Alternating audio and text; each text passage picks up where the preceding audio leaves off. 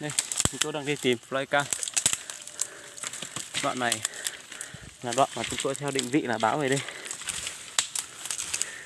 Mặc dù là đường hơi xấu nhưng tôi quyết định phải mò đường đi tìm. Đoạn này còn khá nhiều đá nên tôi rất là lo về cái số phận của flycam.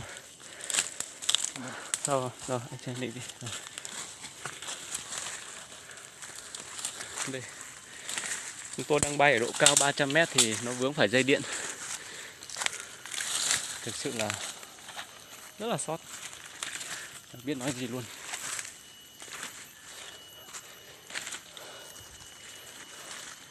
Định vị đang báo về. Dây điện đâu nhỉ? Dây điện bên kia mà. Mình đang chưa đến đâu chứ em? Hay làm bên này? Chưa. Anh xem mình đang leo lên.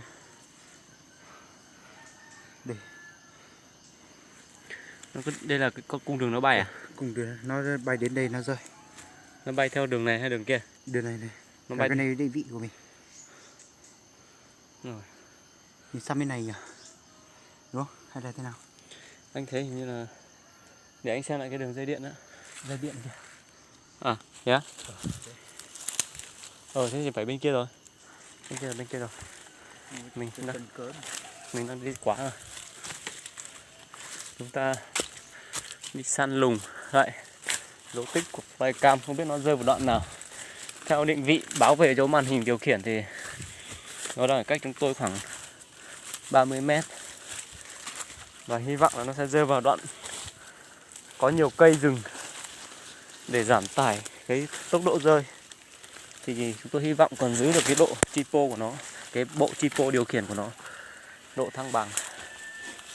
Bên này có rất nhiều tiếng gà rừng kêu. Nhưng mà cái tình hình này thì có rất nhiều đá này, anh em chúng tôi cũng khá là lo. Có khi đoạn này đấy em.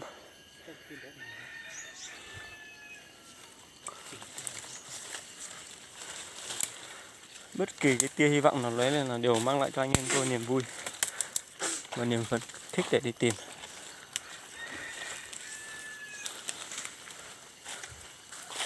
Chúng tôi đang ở dưới chân của cái cột điện cao thế.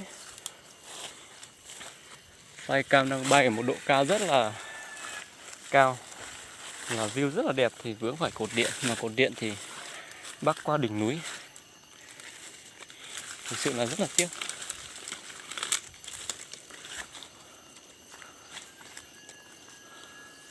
Tôi luôn luôn cầu mong và hy vọng.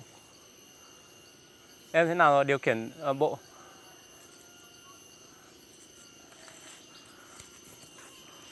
Bộ phận báo về thế nào rồi? Có phải nó ở trên đồi không anh? Hả? Phải nó ở trên đồi không? Trên tít trên đồi kia? Sợ nó lại trên này thôi. Nhưng mà nó báo thế sao? Mình đang ở đây nhưng mà... Mình đang ở đây nhưng mà vẫn chưa đến gì. Cái đường thẳng mình đi thì chưa phải đâu em ơi. Cái đường thẳng của nó là không phải đường dây điện mà. Cái đường thẳng nó báo kia là... Mình xem nhé.